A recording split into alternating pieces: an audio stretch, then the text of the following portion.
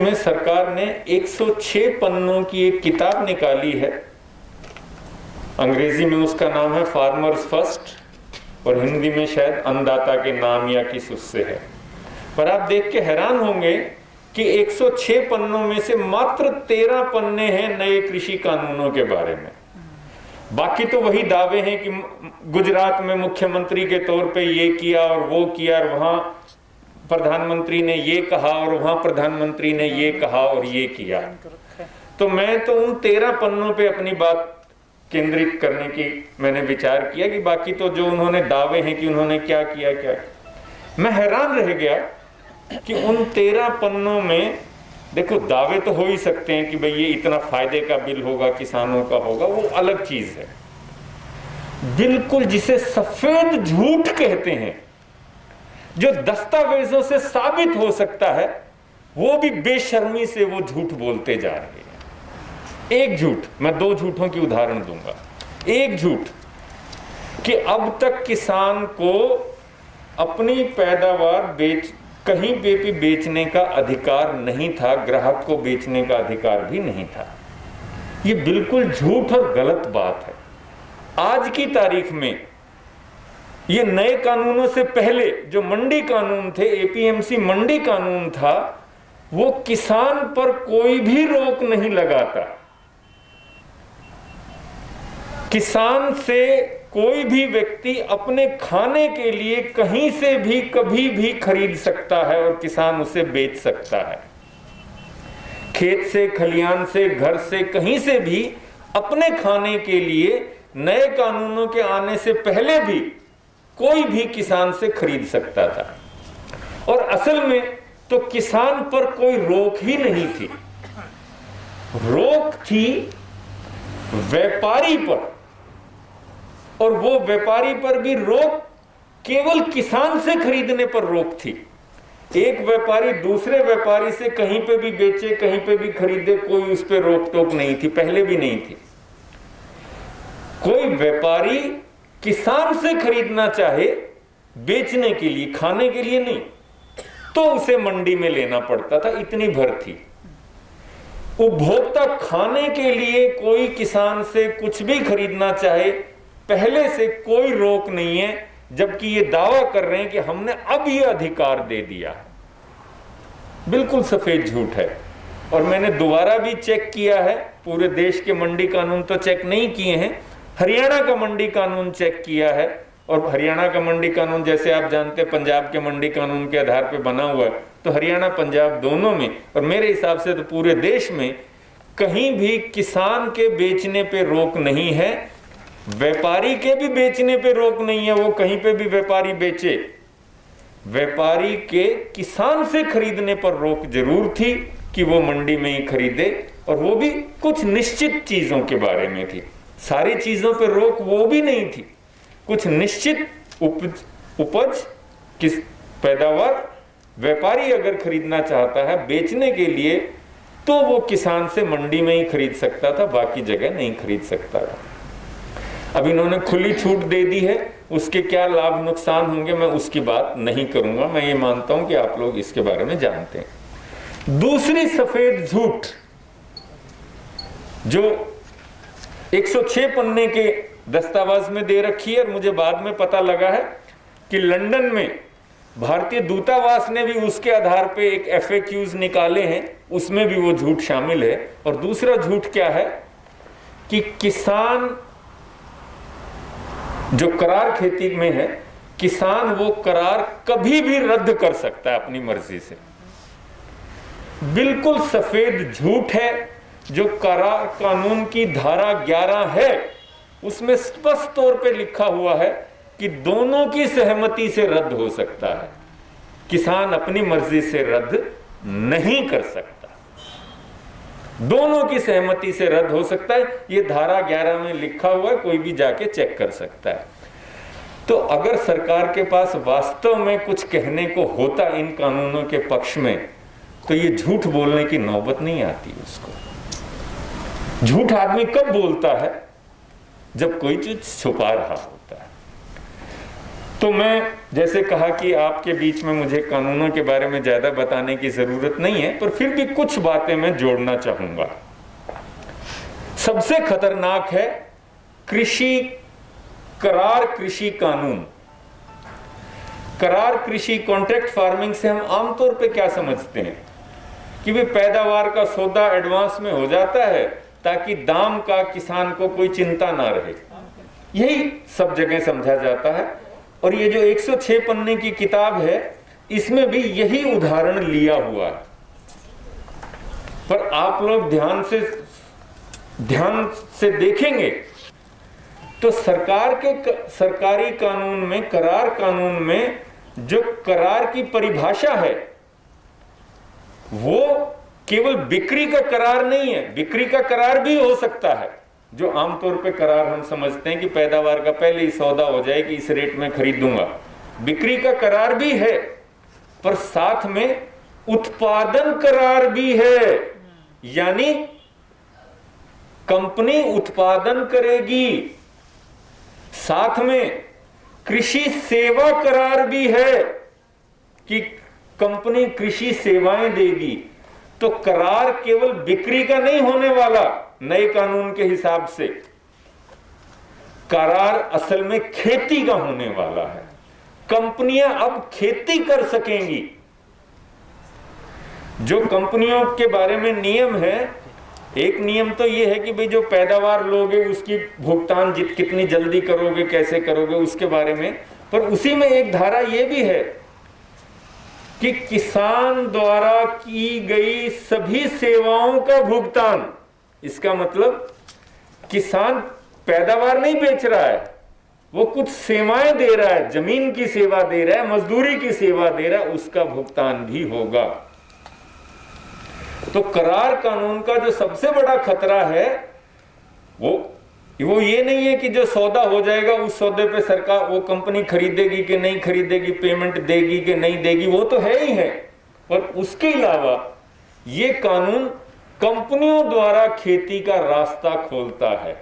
एक तरफ कृषि हदबंदी कानून है जिसके तहत कोई भी किसान इतने से ज्यादा जमीन नहीं रख सकता, और दूसरी तरफ से ये कंपनियों का खेती का रास्ता खोलने जा रहे हैं जिसमें कोई हदबंदी सीमा नहीं होगी कि इतने एकड़ से ज्यादा की वो नहीं हो सकती है।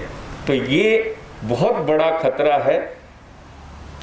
सीधे सीधे वो किसान की जमीन नहीं लेंगे, जमीन का मालिक किसान ही रह जाएगा पर खेती किसान नहीं करेगा। अंग्रेजी में एक शब्द आता है बनाना रिपब्लिक, अंग्रेजी जानने वालों ने सुना होगा। वो बनाना रिपब्लिक क्या है? लैटिन अमेरिका के, दक्षिणी अमेरिका के कई देश ऐसे हैं जहां एक फसली खेती होती है, एक ही फसल होती है मुख्य तौर से, या गन्ना होता है या केला होता है। और जब एक ही फसली खेती पूरे देश में होती है और उस फसल को जो कंपनी कंट्रोल करती है वो फिर पूरे देश को कंट्रोल करने लग जाती है।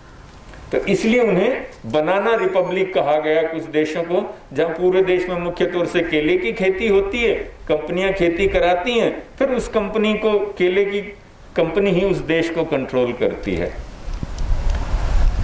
सरकारी अधिकारियों को समझ नहीं है शायद। इन्होंने जो करार कानून का एक उदाहरण के तौर पे पेश किया है, एक दस्तावेज पेश किया है कि करार कानून ऐसा हो सकता है, वो केले के बारे में ही उदाहरण के तौर पे पेश किया है। मतलब ये देश को बनाना रिपब्लिक ही बनाना चाहते हैं। उसमें जिस फसल का उदाहरण दिया है वो केला ही दिया हुआ है, वो बनाना रिपब्लिक ही बनाना चाहते हैं। देखिए आज से 25, 50, 100 साल, 60 साल पहले क्या होता था कि बड़ा किसान अपनी जमीन छोटे किसान को देता था बोने खाने के लिए, ठेके पे देता था या सीरी रखता था या वो रखता था। पिछले 10-20 सालों में क्या हो रहा है, हरियाणा पंजाब में भी क्या हो रहा है, पूरे देश में क्या हो रहा है कि छोटा किसान बड़े किसान को अपनी जमीन दे रहा है बोने के लिए, खाने के लिए, ठेके पे दे रहा है। अब ये वो काम कंपनियां करने लग जाएंगी।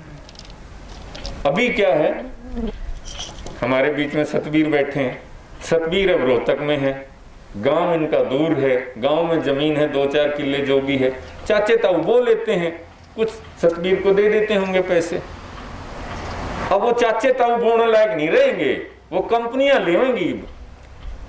और जो गांव में रहता था सतबीर का भाई या चाचे ताऊ का भाई, जिसका कोई नौकरी नहीं, कोई और काम धंधा नहीं था, वो 2-1 किले उसके अपने थे, 2-1 सतबीर के बो लेता होगा, 2-1 किसी और चाचे ताऊ के मिला के बो लेता होगा, उसका भी गुजारा चल रहा था।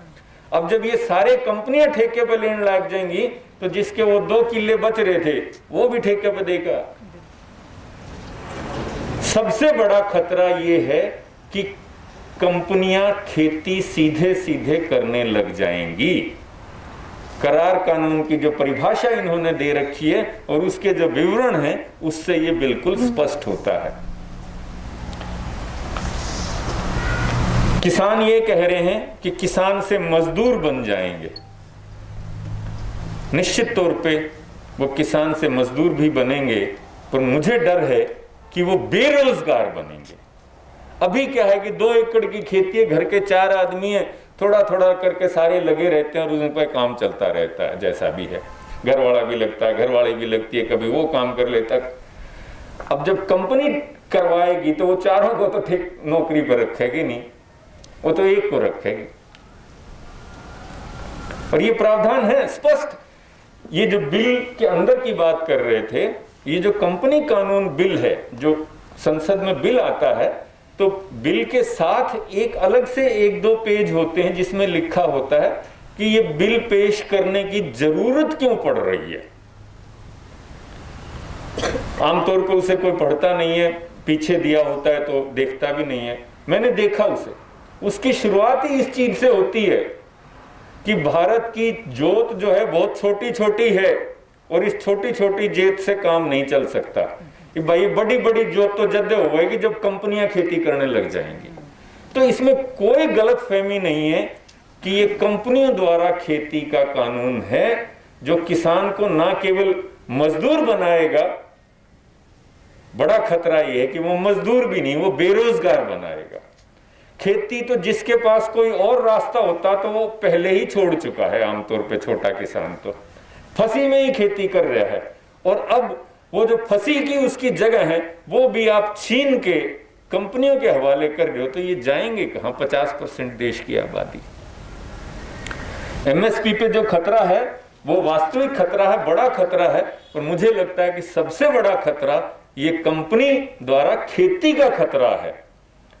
अगर सरकार ईमानदारी से कहती है, सोचती है कि ये देश के हित में है, तो इसे कॉन्ट्रैक्ट फार्मिंग एक्ट ना कह के इसे कॉर्पोरेट फार्मिंग एक्ट के तौर पे पास करा लेती, फिर पता लगता है कि देश के हित में है कि नहीं है। और जब मॉनसून में थोड़ी बहुत ऊपर नीचे हो जाती है तो सारे काम धंधे बिगड़ जाते हैं, दुकानदार खाली बैठे रहते हैं, किला रोड की भीड़ खत्म हो जाती है, सब खत्म हो जाता है। जब खेती में जिसमें 50% जनसंख्या देश की रहती है, काम करती है, उसमें से रोजगार खत्म हो जाएगा तो बाकी अर्थव्यवस्था का क्या बनेगा? बहुत स्पष्ट बात है। जब बारिश तो चलो कभी ठीक होती है, कभी खराब होती है, कभी कभी होती है। जब परमानेंट कृषि से रोजगार खत्म हो जाएगा तो फिर देश की बाकी अर्थव्यवस्था का भी क्या होगा? और जब किसान बेरोजगार हो जाएगा तो जो शहरों में रोजगार लिए बैठे हैं उनके भी रोजगार छिनेंगे, क्योंकि किसान भी उसी लाइन में लगेगा जिसमें पहले वो लग रहे हैं। तो पूरे देश की अर्थव्यवस्था के लिए चुनौती है, पूरे देश के लोगों के रोजगार के लिए ये चुनौती है। और एक और बात, बड़े पैमाने पे तो जैविक खेती नहीं हो सकती, वो तो रासायनिक खेती ही हो सकती है, वो तो एक फसली खेती ही हो सकती है। आज एक तरफ ये जैविक खेती को बढ़ावा देने की बात कर रहे हैं, गो आधारित खेती को बढ़ावा देने की बात कर रहे हैं। कंपनियां जब खेती करेंगी, क्योंकि जैविक खेती की बुनियाद में सबसे महत्वपूर्ण चीज है किसान का अपना ध्यान, अपनी उसकी भूमिका। और ये तो इंडस्ट्री का, पूरी इंडस्ट्री का ये सिद्धांत है कि लेबर का यूज कम से कम करते चले जाओ, मशीनों का यूज ज्यादा से ज्यादा करते चले जाओ, आज जब छोटा किसान ही अड़ंगा निकालने के लिए खरपतवार की दवाई मारने लगा है, तो ये कंपनियां तो हवाई जहाज से खरपतवार की दवाई मारा करेंगी, और हम उपभोक्ता के नाते से हमें और भी ज्यादा रासायनिक तौर पे ये खराब हमें भोजन मिलने की गुंजाइश है। विदेशों में बहुत सारी कंपनियां, डेनमार्क का नाम इसमें आता है, और देश भी हैं, अपने देश के तैयार मक्खन को समुद्र में फेंक देते हैं बाजार में बेचने की बजाय, क्योंकि अगर वो बाजार में बेचेंगे तो भाव कम होगा। भाव कम ना हो तो जहाज के जहाज मक्खन के भर के, घी के भर के समुद्र में फेंक दिया जाता है। विदेशों में सरकारें खेत खाली रखने के लिए पैसा देती हैं किसानों को, खेत खाली रखने के लिए। क्यों? कि अगर खेत में फसल पैदावार हुई तो फिर रेट तो कम जाएगा। तो जब कंपनियां खेती करने लग जाएंगी, उपभोक्ता, खाने वाले शहरी ग्राहक कभी यूं खुश हो रहे हो कि हमें सस्ता माल मिलने लग जाएगा, तो उसकी संभावना बहुत कम है। ये तो भाव, जो कंपनियां भाव कम ना हो इसके चलते तैयार माल को समुद्र में फेंक सकती हैं या खेतों को खाली रख सकती हैं, वो आपको सस्ता देने के लिए नहीं करने वाली है। तो संभावना तो यही है कि खाने वालों को भी और भी महंगे दामों पे ये चीजें मिलेंगी, सस्ती नहीं मिलेंगी। सरकार ने छुपाया नहीं है, बिल्कुल भी नहीं छुपाया, बहुत स्पष्ट तरीके से कहा है, और वो सच कहा है। एक बात सरकार ने सच भी, मैंने 106 पन्नों में 2 झूठ इंगित किए थे, पर 1-2 सच भी बोले हैं सरकार ने। एक सच ये बोला है कि 1990 के दशक में जो आर्थिक नीतियों का बदलाव पूरे देश में आया था, कृषि उसमें से वंचित रह गया था, कृषि में भी लाएंगे। एक शब्द में ये सारी नीतियों का निचोड़ ये है कि पूरे देश को, बाकी सेक्टर्स को जो बाजार के भरोसे छोड़ा था, अब खेती को भी बाजार के भरोसे छोड़ने की मंशा है।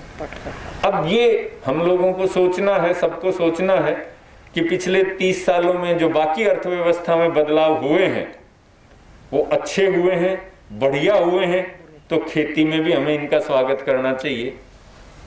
और अगर उन्होंने बहुत नुकसान किया है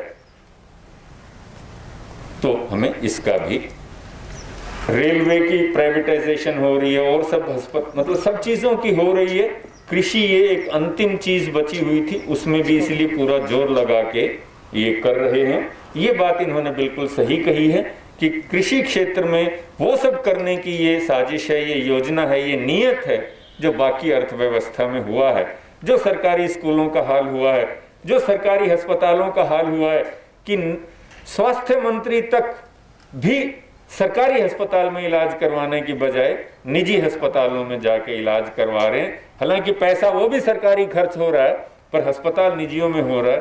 तो जो सरकारी स्कूलों के साथ हुआ है, जो अस्पतालों के साथ हुआ है, वही ये कृषि क्षेत्र में करने की बात कर रहे हैं। और अगर ये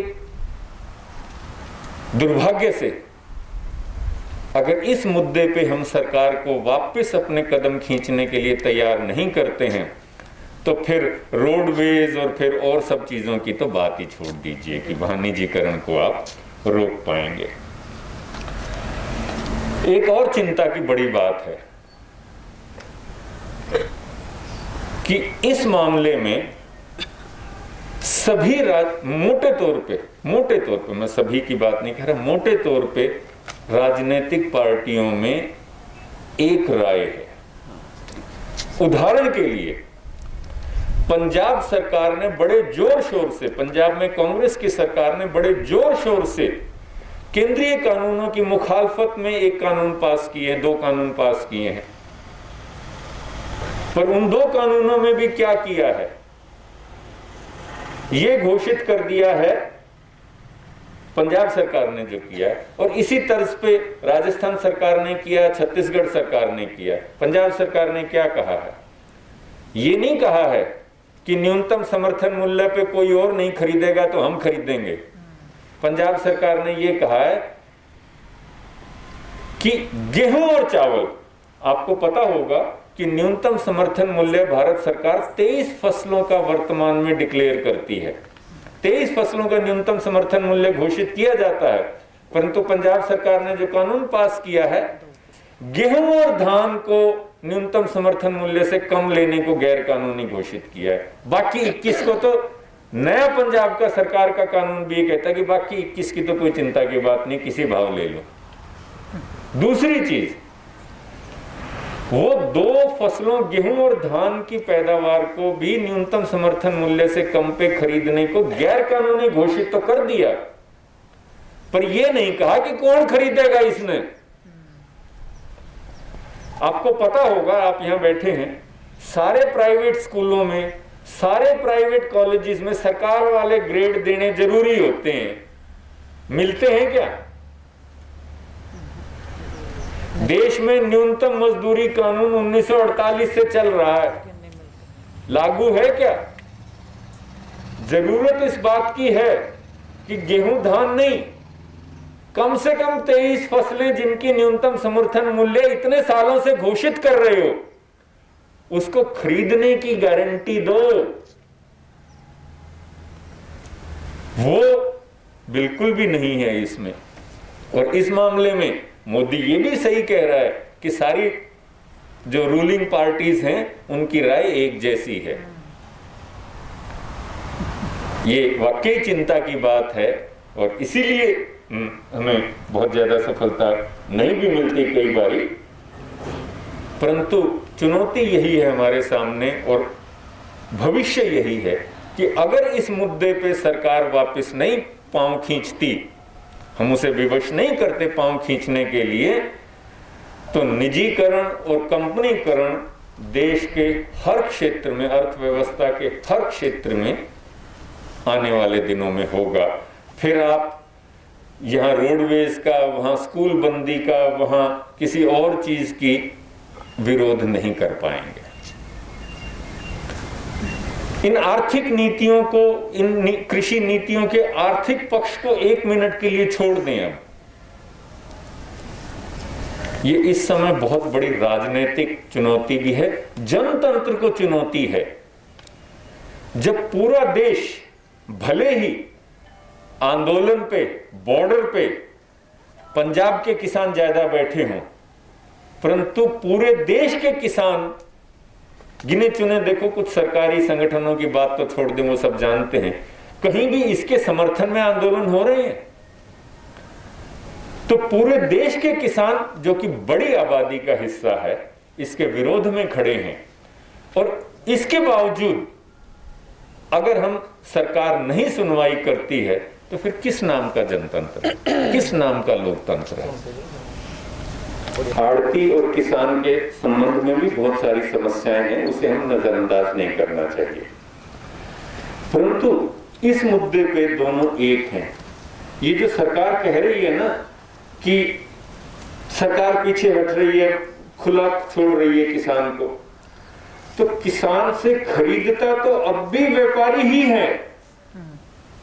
मंडी में कौन सा सरकारी दफ्तर बैठा है कि सरकारी दफ्तर खरीदते हैं, सरकारी अधिकारी खरीदते हैं? सरकारी अधिकारी तो थोड़ा बहुत जो लेना होता है लेते, बाकी व्यापार तो, कृषि व्यापार अभी भी व्यापार निजी क्षेत्र में ही है। फर्क ये है कि अब वो सरकार की कानून की निगाह के सामने हो रहा है लेन देन। कर तो व्यापारी रहा है, खरीद व्यापारी रहा है, निजी है वो, पर सरकार की आंखों के सामने है, पर्दे के पीछे नहीं है। अब जो नया कानून हो जाएगा वो खरीदेगा निजी व्यापारी, पर एक तो वो पर्दे के पीछे खरीदेगा, सरकार की, समाज की सामने, आंखों के सामने नहीं खरीदेगा। दूसरी चीज जो होने वाली है वो ये है कि अब बड़े बड़े व्यापारी आएंगे। अब रिलायंस फ्रेश और अडानी और ऐसे बड़े बड़े व्यापारी खरीदेंगे, जो एक शहर में, एक मंडी में 300-400 छोटे छोटे व्यापारी बैठे थे, अपना काम धंधा करते थे, काम धंधा उनका भी खत्म हो जाएगा। एक तो इसलिए क्योंकि उनके भी रोजगार पे ये, और कोई भी ये नहीं कह रहा कि जो मौजूदा एपीएमसी मंडीज हैं उनमें सुधार की जरूरत नहीं है। उनमें बिल्कुल सुधार की जरूरत है। और सबसे बड़ा सुधार जो अगर ये सरकार करना चाहती तो कर सकती थी, हरियाणा के मंडी एक्ट में ये प्रावधान है कि मंडी कमेटी सभी हितधारकों के प्रतिनिधि होगी, चुने हुए प्रतिनिधि होने चाहिए उसमें, और उसमें पूरी कंपोजिशन दे रखी है। ज्यादा प्रतिनिधि किसानों के, एक आधा पल्लेदार का भी होगा, एक दो आड़तियों के भी होंगे, कुछ सरकारी अधिकारी भी होंगे। अगर हम मंडी को चुनी हुई मंडी बना दें, किसानों के और खरीदार और सबके प्रति जवाबदेह बना दें, ट्रांसपेरेंट बना दें, अकाउंटेबल बना दें, तो मंडी की आढ़त की समस्याएं भी दूर हो जाएंगी। आड़तियों के साथ किसानों की दिक्कतें भी हैं, उसको नजरअंदाज नहीं करना चाहिए, पर वो छोटे छोटे व्यापारियों से लड़ने में इतनी दिक्कत आ रही है तो बड़े बड़े व्यापारियों से किसान कैसे लड़ लेगा। हाँ, एक बात सरकार ने अपने 106 पन्नों में ये भी लिख रखी है कि छोटे किसान के पास व्यापारी के मुकाबले की ताकत नहीं है, वो आड़ती का तो मुकाबला कर नहीं सकता, वो रिलायंस फ्रेश का मुकाबला कर लेगा। तो आड़तियों के साथ बहुत सारी दिक्कतें हैं। आड़ती भी इसलिए आ रहे हैं क्योंकि उनका भी रोजगार खत्म हो रहा है, और हरियाणा पंजाब में सरकारी खरीद पे आड़तियों को काफी कमीशन भी मिलता है। हाँ, एक और गलतफहमी किसानों मतलब लोगों के बीच में फैलाई जा रही है कि मंडी में बेचने पे किसान को कमीशन देना पड़ता है, आढ़त देनी पड़ती है। सरकारी नियम के हिसाब से किसान को कोई आढ़त नहीं देनी पड़ती, आढ़त खरीदार को देनी पड़ती है। सरकारी नियम में आढ़त जो मिलती है आढ़तियों को, वो किसान से नहीं मिलती है, वो खरीदार से मिलती है। और हरियाणा पंजाब में क्योंकि गेहूं और चावल की खरीद बड़े पैमाने पर सरकारी एजेंसियों द्वारा होती है, तो उन्हें काफी बड़े पैमाने पे पैसा आढ़त का मिलता भी है। तो सब अडानी ग्रुप की तरफ से एक पूरे पेज का अखबार में वो आया था जिसमें उसमें लिखा हुआ था कि हम तो खेती में है ही नहीं, हम तो एफसीआई के लिए गोदाम बनाते हैं। क्योंकि अब तक कॉरपोरेट खेती का प्रावधान नहीं था। अब जब कॉरपोरेट खेती का प्रावधान हो जाएगा, गोदाम बने हुए हैं, तो उन गोदामों का अपनी खेती के लिए भी प्रयोग हो जाएगा। अब तक नहीं था। देखिए, कृषि में क्यों ये भूमि हदबंदी कानून हुआ, लैंड सीलिंग एक्ट कृषि में क्यों है और किसी चीज में नहीं है? लैंड सीलिंग एक्ट इसीलिए कि कम से कम ज्यादा से ज्यादा लोगों को अपना आजीविका का साधन मिलता रहे, और ये आजादी की लड़ाई की विरासत के तौर पे हमें मिला है, तब के किए हुए वायदों की विरासत के तौर पे मिला है। और आज आप करार कानून के नाम पे कंपनी खेती का राह खोल के वो हदबंदी कानून को निरस्त कर रहे हैं प्रभावी रूप से। तो ये सही है कि अभी अडानी नहीं कर सकता, क्योंकि अभी पर ये कानून पास होने के बाद तो वो गोदाम पहले ही बने हुए और सारी चीजें हैं ही हैं, खेती भी शुरू हो जाएगी।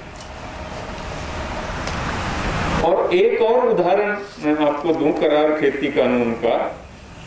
आपको याद होगा पिछले साल पेप्सिको कंपनी ने गुजरात के 4 किसानों पे करोड़ से ऊपर का दावा पेश किया था।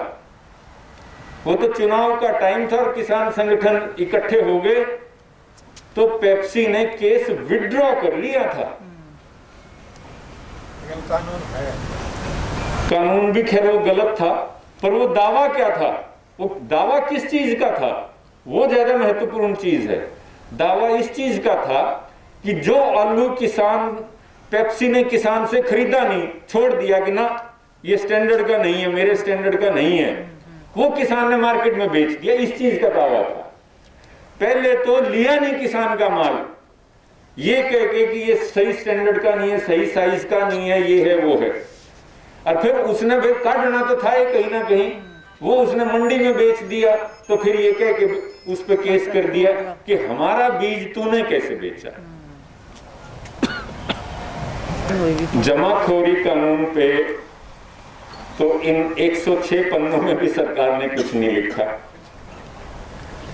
जो सरकार ने प्रस्ताव भेजा है किसानों को, जिसमें कुछ संशोधन प्रस्तावित हैं, उसमें भी जमाखोरी कानून के बारे में लाइन भी नहीं है। जमाखोरी कानून में इन्होंने दो बदलाव। पहले तो जमाखोरी कानून नहीं है, इसको हम यूं कहिए आवश्यक वस्तु अधिनियम, आवश्यक वस्तु संशोधन या जो भी है आगे। अब यूं बताओ, अनाज से कम आवश्यक और कौन सी चीज है? सॉरी, अनाज से ज्यादा आवश्यक कौन सी चीज है? कोई है अनाज से, भोजन से आवश्यक कोई और ज्यादा चीज? तो इन्होंने आवश्यक अधिनियम कानून में दो बदलाव किए हैं, दोनों अलग अलग हैं।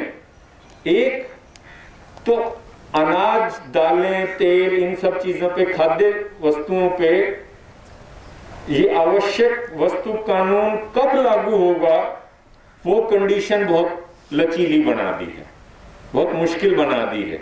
जब ये कानून लागू होगा उसको ढीला कर दिया, मतलब शिथिल कर दिया है कि इन चीजों पे आवश्यक वस्तु कानून लागू बड़ी मुश्किल से होगा। पर जब भी लागू होगा वो कृषि क्षेत्र और कृषि व्यापार में लगी हुई कंपनियां पे तो तब भी लागू नहीं होगा। अब इसको ध्यान से सुनिए कि आवश्यक वस्तु अधिनियम खाद्य वस्तुओं पे बहुत ही कम परिस्थितियों में लागू होगा, वो दे रखी है कब होगा वो लागू। पर उन चंद परिस्थितियों में जब आवश्यक वस्तु अधिनियम खाद्य फसलों पे लागू होगा, वो कंपनियों पे फिर भी लागू नहीं होगा।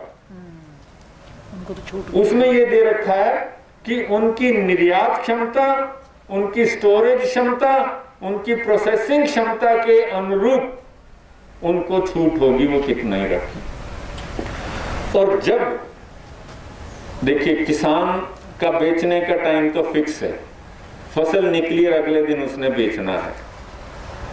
किसान अगर स्टॉक कर सकता, उसके पास ये व्यवस्था होती, उसकी इतनी आमदनी होती, उसके पास ये व्यवस्था होती, तो फिर तो दिक्कत ही क्या थी? फिर तो क्यों मूली और ये सब चीजें सड़कों पे पिटती हांटती?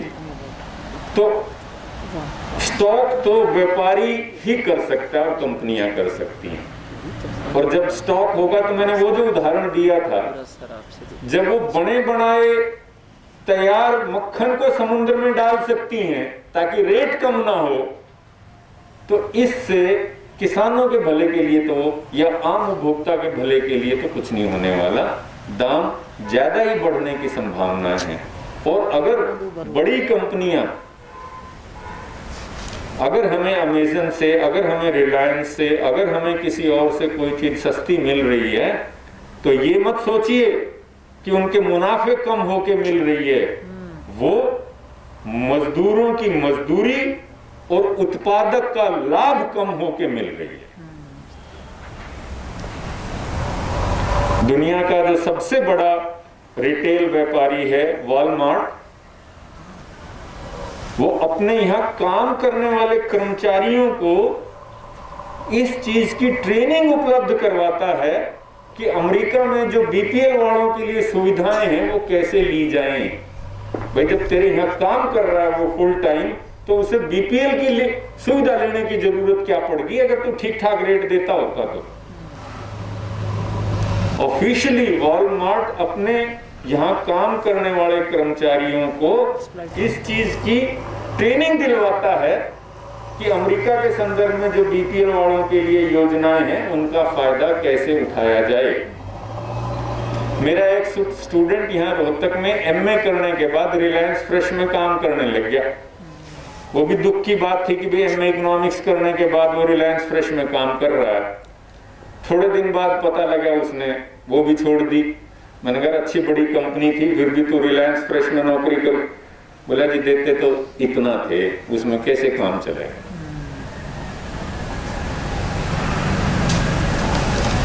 एक ये सब्सिडी जो है दूसरे कंट्रीज के कृषि में, वो मैं जैसे पढ़ पाया कि बहुत ज़्यादा देते हैं। यहाँ जो सब्सिडी है उस मार्केट में वो compete कर पाए इंटरनेशनल मार्केट में, सब्सिडी कृषि पे बहुत ज़्यादा दी जाती है उन देशों द्वारा।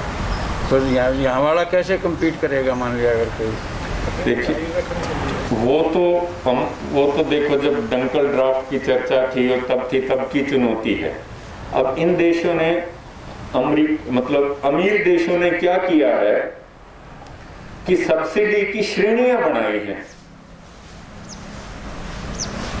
1 2 3, क्या नाम है, ग्रीन है, एम्बर है और रेड है, कुछ ऐसा, मतलब 3 श्रेणियां बनाई हैं। तो जो सब्सिडी वो देते हैं वो उन्होंने अपनी वो डेफिनेशन ऐसे बनाई है श्रेणियों की कि अमेरिका यूरोप द्वारा दी हुई सब्सिडी तो पहली दूसरी नंबर की श्रेणी में आ गई, और उस पे फिर कोई लिमिट नहीं है कि कितनी सब्सिडी दी जा सकती है। पहली श्रेणी की सब्सिडी में कोई लिमिट नहीं है, आप अनंत सब्सिडी दे सकते हो। पर जो तीसरी श्रेणी की सब्सिडी है, जिसमें भारत द्वारा दी हुई सब्सिडी शामिल होती है, उस पर उन्होंने सीमा लगा रखी है। तो ये है चुनौती। सब्सिडी तो वहां बहुत मिलती है, परंतु वो उन्होंने अपनी जो सब्सिडी का वर्गीकरण किया है, श्रेणियों में वर्गीकरण किया है, वो उनकी सब्सिडी उस खाते में जाती है जिस पे WTO के तहत कोई सीमा नहीं है, अनंत दी जा सकती है। मैंने बताया ना, अमेरिका जैसे देशों में, यूरोप जैसे देशों में तो खेती ना करने के भी पैसे मिलते हैं, और यहां खेती करके भी नहीं मिलते हैं।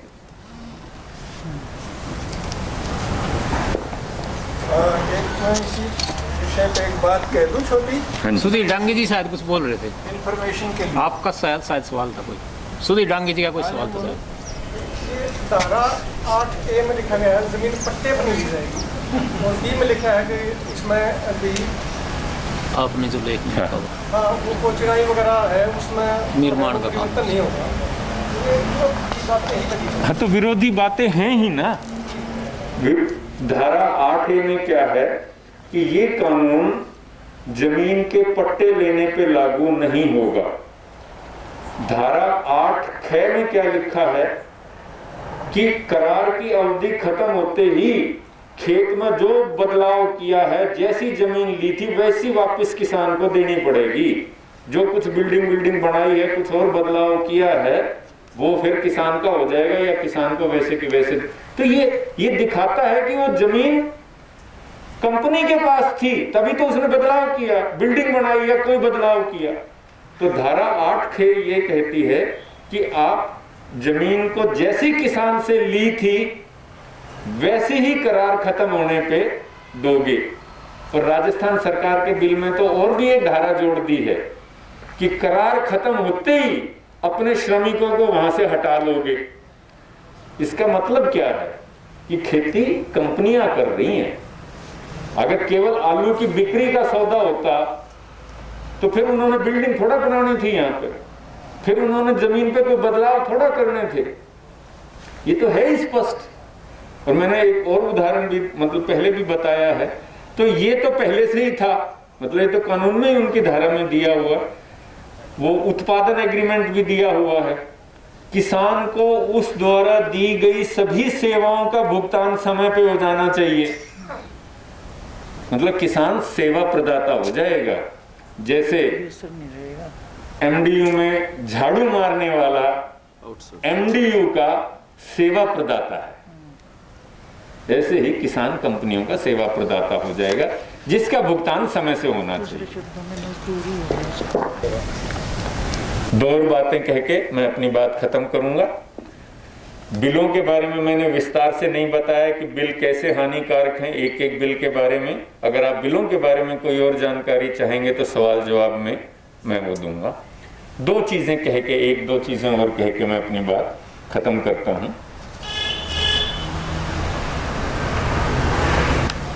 साल दर साल जीतते इलेक्शनों के चलते हमें लगता है कि मोदी सरकार, ये सरकार बहुत, इसको हटाना बहुत मुश्किल है। किसी ने आज से 2 महीने पहले सोचा था कि किसान आंदोलन ये सब रूप ले लेगा? मौके कभी भी आ सकते हैं, कभी भी ये ताकतें ऐसी बेवकूफी भरे कदम उठा सकती हैं। हम इसके लिए लगातार प्रयासरत रहें, हमारे संगठन रहें, हम तैयार रहें। सामाजिक परिवर्तन के मौके केवल हमारे मर्जी से तैयार नहीं होते हैं, कई परिस्थितियां बनती हैं जो वो मौके तैयार कर देते हैं। मोदी ने सपने में भी नहीं सोचा होगा कि ऐसा आंदोलन खड़ा हो जाएगा। तो सामाजिक परिवर्तन, साक्षरता अभियान में भी आप लोगों ने देखा होगा, ऐसी ऐसी जगह से सहयोग मिल जाता है जहां कोई आशा नहीं होती, निराशा भी मिलती है, आशाएं भी मिलती हैं। हमें लगातार इसके लिए काम करते रहना है। और वर्तमान किसान आंदोलन जो है, वर्तमान कृषि कानून है, ये देश के लिए बहुत बड़ी चुनौती है। और हमें, और ऊपर से कुछ भी दिख रहा हो, हालत सरकार की बहुत खराब है, बहुत खराब है हालत सरकार की। और हम आशा करते हैं कि लोकतंत्र अंततः सफल होगा और हम जनता की बातों की सुनवाई होगी। बहुत बहुत धन्यवाद। हरियाणा और पंजाब के किसान पूरा आंदोलन कर रहे हैं, सड़क पर है, और ये ऐतिहासिक आंदोलन है। को मेरे भारतवर्ष में इस तरह का आजादी के पहले भी इतना बड़ा, इतना लंबा, और सबसे बड़ा चीज कि जब हम इस आंदोलन में जाते हैं तो गजब का स्थिति, एक तरफ लड़ाई है, दूसरे तरफ खाना पीना, जो एक कल्चर है सिख कम्युनिटी और इसका, और हरियाणा और पंजाब भाई भाई, और एक समझ के साथ माने अहिंसक आंदोलन, पूरा सॉलिडरिटी, समझ के साथ पूरे चीजों को देख करके शायद इस तरह का हम लोग के उम्र में एक ऐसा आंदोलन जो लंबा चल रहा है और सरकार के विरुद्ध, पूरे बिल के विरुद्ध चल रहा है। तो अब जो बीजीवीएस का मामला है या जनविज्ञान आंदोलन का है कि हमको इस आंदोलन को समझ करके जबरदस्त काम करना चाहिए। और भारत ज्ञान विज्ञान समिति जब इस आंदोलन में यहां भी आया और पूरे चीजों को समझा, तो उसके साथ साथ हम लोगों ने एक कॉल दिया आज के दिन, किसान दिवस के दिन, कि हम 10,000 संवाद करेंगे। और वो संवाद कहां करेंगे? वो संवाद करेंगे झारखंड, बिहार, असम, क्योंकि एक चीज बड़े तेजी से फैलाया जा रहा है कि ये आंदोलन सिर्फ हरियाणा और पंजाब का है, और इसका जो बड़े किसान है, जो माने इसके साथ जो दलाल है, ये कह रहा है, माने जो प्रचार हमारे तरफ है, ये हम आपको बता रहे हैं। और उसके विरुद्ध में हम तो पूरा ऐसा करना चाहते हैं कि गरीब के तक भी भोजन चला जाए। इस तरह का उनका लगातार डायलॉग चल रहा है, क्योंकि ये जो आज के दिन है, ये बहुत व्यवस्थित लोग है, कोई माने सीधा साधा लोग नहीं है, और हर गांव में इनका 2, 4, 5 दलाल है।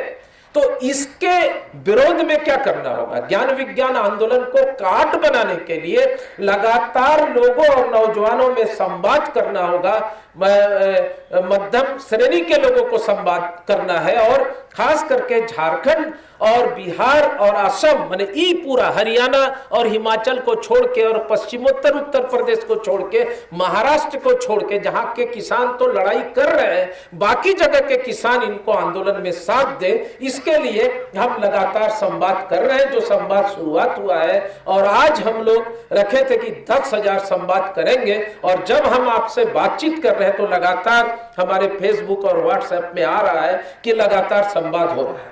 कल एक जगह में हम देख रहे थे, फेसबुक लाइव था, झारखंड का एक जगह गिरिडीह, जहां 2,500 लोग थे। 2,500 हम कल दिखला रहे तो ओपी जी बोले कि इसको नेशनल लाइव कीजिए, लेकिन उतना समय हमारे पास नहीं था। अब 2,500 लोग एक गांव में कैसे आ गए?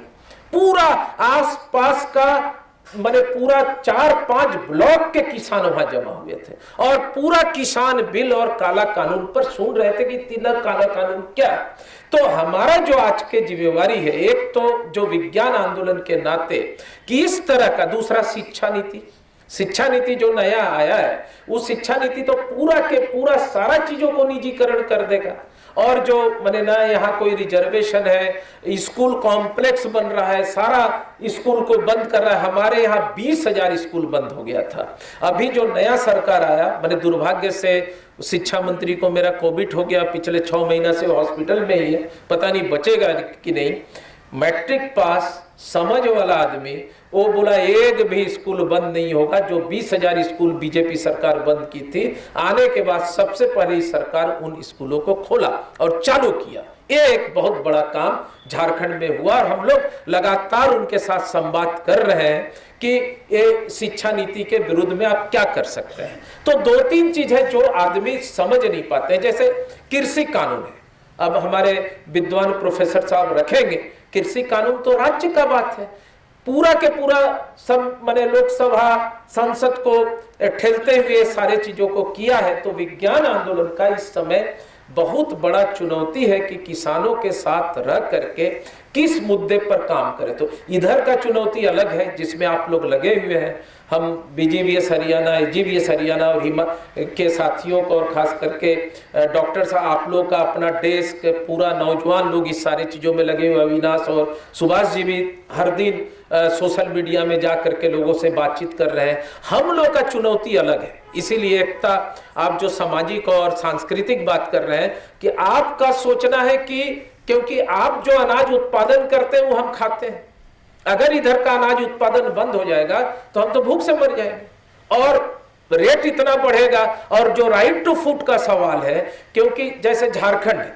खनिज पदार्थ में तो जर्मनी का एक राज्य है, उसके बाद दूसरा राज्य है दुनिया में जहां खनिज पदार्थ का एकदम, लेकिन उसका पूरा लूट है। अगर आप कभी रांची स्टेशन में उतरोगे तो आपको रिक्शा वाला मिलेगा ड्राइवर और दारू पिए हुए, और जब आप बात करोगे ना तो बहुत रिएक्ट करेगा। मैंने हम लोग ऐसे आदमी से पूरा लड़ने के लिए तैयार रहता है रिक्शा वाला। तो हम एक दिन, हमारे दोस्त थे, क्योंकि जब आसू का गठन हो रहा था वहां, तो उस समय हम लोग उसके फाउंडर मेंबर में थे। बाद में तो आसू बीजे मैंने हम लोग तो अलग हो गए और उन लोग अलग हो गया, अभी तो अलग चीज है। तो एक साथी है प्रोफेसर संजय बसु मल्लिक जो जल जंगल जमीन को लेकर के काम करते हैं। तब हम आएंगे एस्टेन स्वामी के बारे में, हम उनसे पूछे कि इतना रिएक्ट क्यों करता है, क्योंकि हम तो धनबाद के हैं, रांची में रिक्शा। बोला यार ये सब जब मैंने मैकॉन वगैरह बन रहा था सारा चीज, तो इन लोगों का यहाँ सैकड़ों एकड़ जमीन था आदिवासी बेचारा उस समय जब बन रहा था आजादी के बाद, तो पढ़े लिखे भी नहीं थे, तो सारा का सारा जमीन उनका जो पढ़ा लिखा लोग था वो कैप्चर किया और विस्थापन के बाद जो नौकरी वगैरह मिलना था वो लोग लिया और इन लोग आज रिक्शा चला रहा है।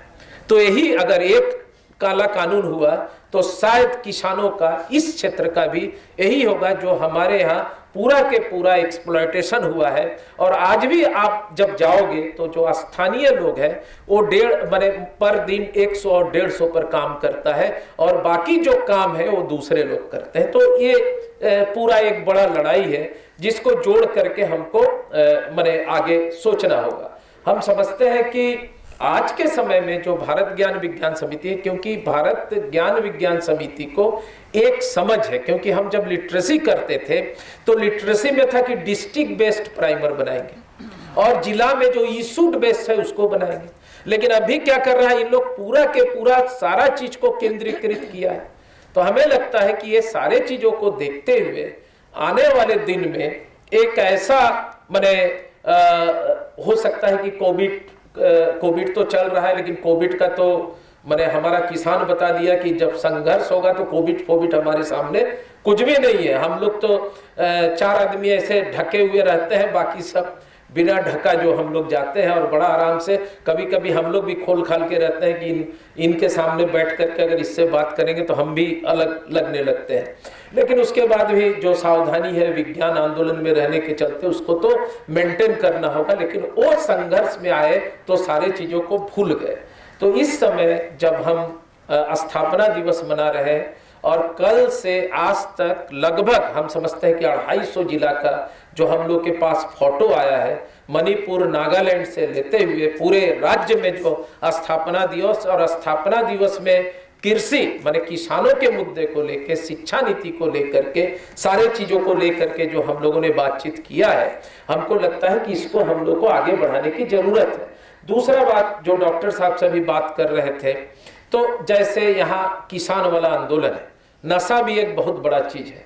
तो अखिल भारतीय जनविज्ञान नेटवर्क और BGVS का क्या चुनौती होगा, इसको लेके एक रीजनल कॉन्फ्रेंस करते हुए हम अपने मुद्दे को तलाश करके आगे बढ़ना चाहिए। लेकिन अभी जो BGBS नेशनल से हम लोग सोचे हैं कि 2-3 चीज़ों में हम एक बड़ा संवाद और आंदोलन करेंगे पूरे देश में, और उसके आधार पर काम भी करेंगे। उसमें एक है नई शिक्षा नीति।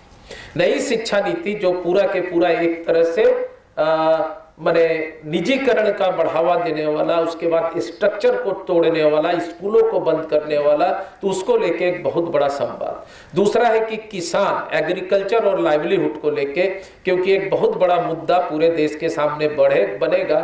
इन लोग इतना जल्दी, देखिए कृषि मंत्री लिखता है पेज नंबर 8 में कि ये जो आंदोलन है, माने इतना अच्छा कृषि कानून के विरुद्ध में कम्युनिस्ट लोग जो है गलत प्रचार कर रहा है।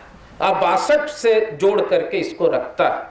मैंने बताइए मिनिस्टर को इस तरह का चीज इसमें लिखना चाहिए कि नहीं, ये एक बहुत बड़ा प्रश्न है। तो इसका काट में तो हमको खड़ा होना होगा और संवाद करना होगा, क्योंकि इनके पास बहुत सारा हथियार है, अपना मोदी मीडिया से लेके बाकी चीज। और एक तो एग्रीकल्चर और तीसरा स्वास्थ्य एक बहुत बड़ा मुद्दा है। अभी हर्षवर्धन जो बहुत बीमार थे दिल्ली में, और एक सरकारी हॉस्पिटल में भर्ती हो गए, और सरकारी हॉस्पिटल में भर्ती होने के बाद इतना बुरा स्थिति उनका हुआ कि वो लैट्रिन में गिर गए, उनको कोई सेंस नहीं रहा, उनको कोई ट्रीटमेंट नहीं हुआ, टॉयलेट गंदा, सारा चीज गंदा। तो आज़ादी के इतने वर्षों के बाद हमारे एक दोस्त है, बहुत बड़ा राइटर है बंगला का, उसका किताब मास्टर डिग्री वगैरह में बंगाल में चलता है, वो धनबाद का है। उसकी वाइफ सीरियस हो गई। अब क्या हुआ कि उसके वाइफ को 5 दिन में 60,000 रुपया खर्चा हुआ एक प्राइवेट। बाद में हम उसको सरकारी हॉस्पिटल में एडमिट किए, वहाँ से फिर सोर्स लगा के रांची लाए। रांची में चूंकि हम लोग के अनूप हैं, उनकी वाइफ है, तो वो थोड़ा ट्रीटमेंट वगैरह की। और पिछले माने आप समझ सकते हैं कि कोविड के समय में स्वास्थ्य का इतना बुरा स्थिति है कि एक व्यक्ति का, उनका वाइफ माने कभी भी माने जीवन और मृत्यु में झूल रही है, लेकिन कोई डॉक्टर देखने वाला नहीं, कुछ नहीं। बाद में हम लोग किसी ढंग से उसको एडमिट करा के आगे दिखा रहे हैं। तो स्वास्थ्य का ये स्थिति है। तो इस आंदोलन में एक समझ बनाने का भी संघर्ष हमको करना होगा। दोस्तों, चूंकि आप सारे माने साथी बहुत ही महत्वपूर्ण साथी हैं, हमको क्षमा करेंगे, लगता है हम थोड़ा ज़्यादा समय ले लिए, लेकिन चूंकि विषय ये था, स्थिति यह था कि उसमें थोड़ा संवाद करना जरूरी था। आप तमाम साथियों को बहुत बहुत हम शुक्रगुजार हैं और धन्यवाद देते हैं कि आपने मेरे बातों को सुना, और हम आपसे बहुत सीखे हैं इस क्षेत्र से, हरियाणा, हिमाचल प्रदेश, सारे जगहों से। हम समझते हैं कि मेरी जिंदगी का बहुत महत्वपूर्ण काल रहा जब हम BGBS नेशनल सेंटर में आके काम करने लगे और लगातार सीखने लगे, और एक सांस्कृतिक और सामाजिक और पूरा जिंदा दिली का समझ आप लोगों से हमको मिला, और उसके लिए जीवन पर्यंत हम आप लोगों का शुक्रगुजार होंगे। धन्यवाद, बहुत बहुत धन्यवाद।